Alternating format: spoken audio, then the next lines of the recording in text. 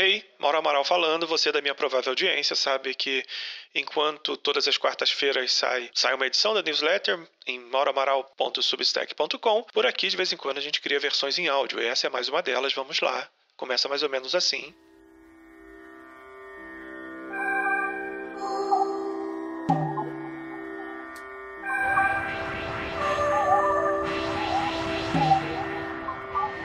Eu bato a capinha magnética do Kindle e na minha cabeça a cena que acabei de ler congela. No caso específico, o pedacinho final do terceiro livro da trilogia da Floresta Sombria de Cixin Liu, obra que está querendo ocupar um lugar nos top 10 da vida aqui da minha lista mental. E vem bem a calhar, que a dupla nessa parte de protagonistas está em Plutão lutando pela sobrevivência da história humana ou das simples lembranças da nossa espécie. Esse conjuntinho de 3 lançamentos me impactou de formas bem variadas, a primeira delas a partir da possibilidade de experimentar uma tessitura de metáforas e analogias que bebe na fonte de um idioma originalmente ideográfico. Isso muda tudo. As imagens montadas são em nível de detalhamento quase sobrenatural. Em alguns casos, até dá para sentir que o original seria ainda mais rico.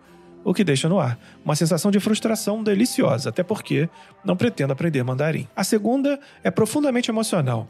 Meu irmão do meio estava passando por problemas de saúde transitórios e sincronizamos a leitura como forma de nos comunicar, já que ele mora um pouco longe. Ele, claro, leu mais rápido porque estava de licença e a gente comentava os detalhes de cada passagem. Com isso, eu fui catapultado para a infância, colecionando os formatinhos da editora Abril, guardados até hoje em meu depósito pessoal. Foi a primeira empresa que tivemos juntos e, tendo como única fonte de renda nossas mesadas, montávamos orçamentos e metas de aquisições cada vez mais agressivas. Posso dizer que foi um sucesso, ainda que modesto. Por bons anos, arriscaria uma década, compramos todas as edições nacionais que saíam e a cada mês nos dedicávamos a acompanhar, ler, debater muitas das sagas que dariam origem aos filmes que vocês veem hoje aí na Disney+. Foi isso que ler junto essa trilogia nos proporcionou novamente. O terceiro, e o que mais conecta as 1000 e poucas páginas dessa série de livros com o nosso tema de hoje, é o seguinte: toda a trama, que acompanha o primeiro contato com uma civilização extraterrestre até 19 milhões de anos depois disso, em um movimento ali de fim do universo e de todas as coisas, é um grande exercício sobre a pequenez e miopia humanas. Frente a todos esses mistérios que surgem quando entramos em contato com civilizações que encostam na categoria semidivina. Para além da obviedade, que é reafirmar que somos seres históricos e tridimensionais e por isso presos a determinada percepção do tempo, o motivo pelo qual trouxe a trilogia da Floresta Sombria nessa última edição da minha newsletter, que você encontra lá em mauroamaral.substack.com, é o de provocar outra reação. Sugerir uma lista de 10 livros que fujam do óbvio, quando você quiser criar contexto em sua jornada no mundo da economia criativa, da Web3 que vem por aí e do pequeno satélite que orbita tudo isso, meu objeto querido de estudo, pesquisa e produção de uma vida inteira, as narrativas em áudio. Aliás, se você está ouvindo essa versão em áudio da newsletter ainda na semana entre 1 e 7 de agosto de 2022, vale lá no post que está linkado aqui na descrição do podcast e votar em qual desses 3 temas você quer que eu desenvolva mais a cada semana lá pela newsletter e pelo projeto mauroamaral.com. Mas vamos lá, 10 leituras para você ampliar seu contexto e enxergar para além da miopia humana.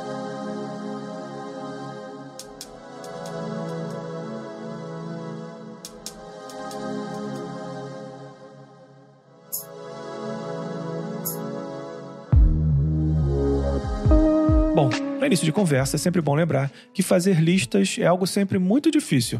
É um exercício de claro e escuro, onde pintamos uma realidade a partir da ausência de algo, ou por conceitos que só são entendidos a partir do confronto do seu oposto. Ou seja, o exemplo, um item, melhor dizendo, de uma lista, funciona para dizer que a gente excluiu outros. E esse exercício nem sempre é simples. Mas, como a gente já caminhou bastante aqui para uma edição semanal, tanto de newsletter quanto de podcast, vou aqui dizer mais ou menos como eu montei essa lista. Do 1 ao 3, eu quero mostrar para você como estruturas técnicas de saber e de poder se interrelacionam desde muito tempo, mas principalmente depois de certa organização industrial que domestica o nosso tempo livre, vamos dizer assim. Em 4 e 5, a ideia é visitar o estado atual de algumas dessas estruturas, como elas se postam diante de nós, para, entre os itens 6 e 8, desenhar futuros não tão solares quando a gente queria. Daí, para fechar, em 9 e 10, eu trago jornadas pessoais interessantes que ilustram como olhares para além do tempo podem libertá-los, que é o item 9, ou manter preso seu potencial para todo sempre, que é o item 10. Vamos à lista? Mais uma vez citando o post origem aqui dessa edição do podcast, lá em mauramaral.substack.com, todos os links para aquisição de livros lá na livraria do Careca, chamada Amazon. Ajuda a gente aqui, porque gera uma comissãozinha e não faz o livro ficar mais caro, tá? Então fica a dica aí.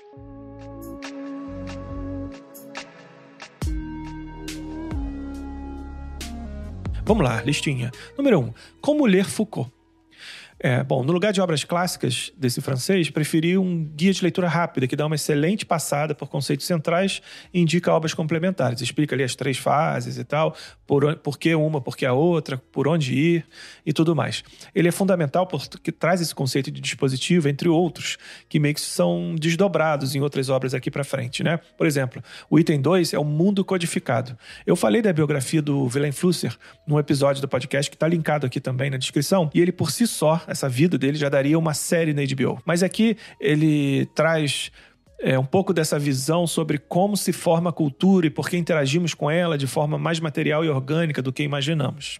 No item 3, eu sugiro O Homem Pós-Orgânico. É um dos clássicos da professora carioca Paula Sibila, da UF, da Universidade Federal Fluminense. O livro pode ser entendido como uma continuidade de alguns dos conceitos dos pontos 1 e 2 na direção da superação do homem pelo homem naquilo que ele topou a negociar da sua humanidade, ou ainda que ele foi forçado a fazer. E todos nós estamos nessa lista, tá? Não estou me excluindo, não. Por falar em lista, vamos dar sequência aqui. Em 24/7, o item 4, esse é o nome do livro, é um texto famoso já em críticas e resenhas na imprensa, além de já ter participado de diversos editais como livro que você tinha que ler para passar para uma prova do meio acadêmico, né?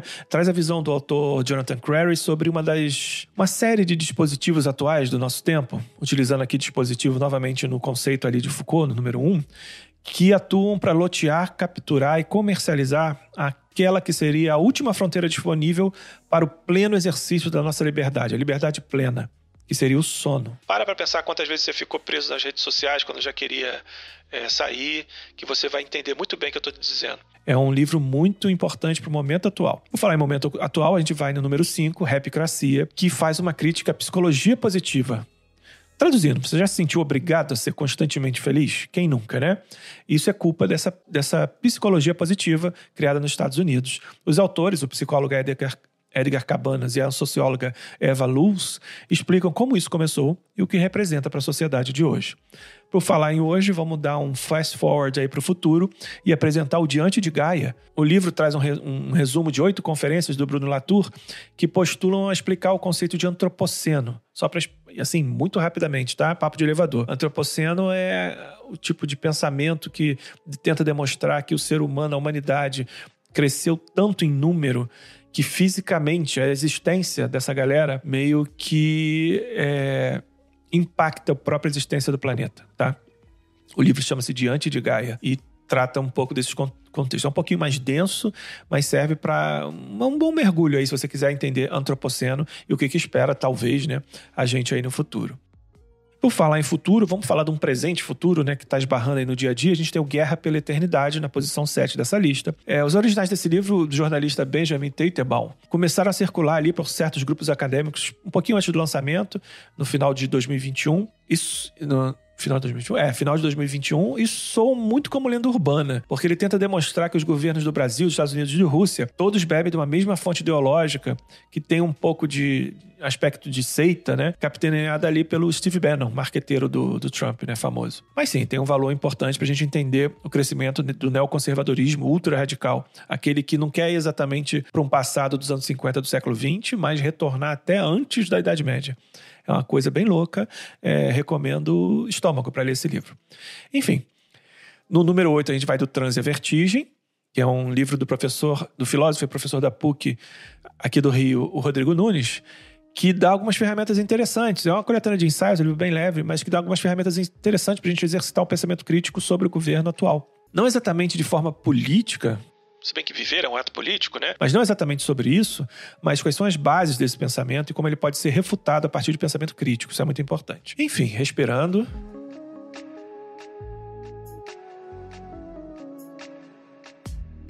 Em 9 e 10, como eu disse, a gente dá uma suavizada, né? Porque a levada veio intensa aqui.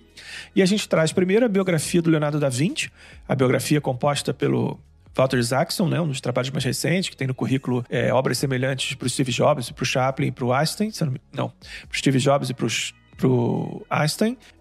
Ele é um biógrafo bem interessante, tem um quê de jornalista também, e isso traz o texto ficar leve, embora imenso. Esse do Da Vinci, por exemplo, tem 600 páginas, e além do óbvio que toda bio do Da Vinci tem que ter, esse livrão traz ali algumas confrontações, algumas subleituras que mostram como, para além da miopia dos tempos atuais, já que o tema aqui desse podcast é esse, criadores fizeram gerar economia e fizeram gerar dividendos e divisas para onde atuaram desde sempre.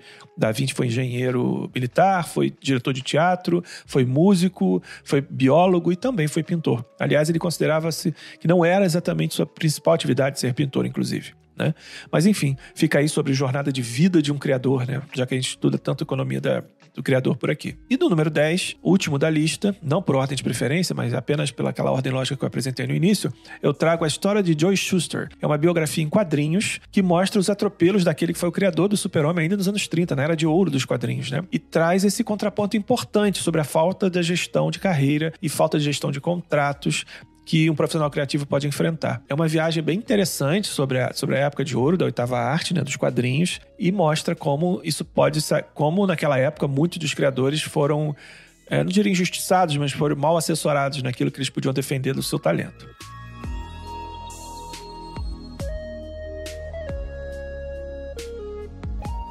Bom, gente, era isso. 10 livrinhos para sair do óbvio, tentar entender um pouquinho do contexto atual, presente e futuro. E para fechar, lembrando que o projeto mauralamaral.com, ele começa, mas não se encerra nesse podcast aqui. Ele também tem um site, ele também tem uma newsletter, também tem um Discord, tudo isso está linkado aí. Se você quiser manter esse papo por lá, vai no nosso Discord, bate um papo, tô sempre por lá também. E toda quarta-feira a gente está saindo em newsletter e toda semana a gente está saindo em podcast. Eu não estou tentando fixar muito dia, que eu estou tentando ler ali as estatísticas, entender qual é o melhor dia para lançar. Esse a gente vai lançar sexta-feira, na mesma semana que saiu a newsletter. E por falar em semana, alguns biscoitinhos antes de me despedir. Nesses dias aí que passaram, eu lancei o segundo e o terceiro episódios do She Rocks, que é o primeiro podcast do Rock in Rio. Eu atuo apenas como produtor e diretor. Ele é apresentado pela Gaia Passarelli e pela Renata Simões, por questões óbvias, porque o She Rocks é um podcast feito por e para mulheres que trabalham, atuam e fazem o mercado da música andar. Então, nada mais justo do que deixar as mulheres liderarem esse processo. Eu atuo apenas ali nos bastidores como aliado interessado sobre essas questões afirmativas aí no universo criativo e musical. Tem estatísticas bem interessantes no primeiro episódio sobre isso. Também comecei com uma newsletter paralela, essa aqui. Calma, não estou abandonando ninguém. Essa aqui ainda é a principal, mas tem uma newsletter resumo, que funciona lá no LinkedIn. Aquela rede corporativa azul, em que eu estou tratando ali dos desafios e recentes conquistas de uma posição de liderança que me foi oferecida e eu aceitei de muito bom grado na diretoria estratégica lá do A-Lab Content Lovers. E é isso. Para encerrar, diquinha de série, The Rehearsal, uma série da HBO Max que tem um plot muito curioso. É um cara que basicamente treina pessoas para enfrentar momentos difíceis em suas vidas, só que ele faz isso com extrema dedicação. Monta o cenário de onde vai se dar aquela discussão, aquela conversa difícil, contrata figurantes, enfim. E tem, claro, uma subtrama que esse trabalho começa a mudar o próprio coach, vamos dizer assim. É um mockumentary, tá? Que ele finge que é real, mas não é real. E é bem interessante. É isso. Espero vocês toda semana na newsletter em mauramaral.substack. Dá um pulinho lá no site mauramaral.com para conhecer todo o projeto. Estamos lá no Discord, que está linkado aí lá no site mauramaral.com e na descrição desse episódio. Espero que vocês tenham gostado. Por hoje é só. Até a semana que vem.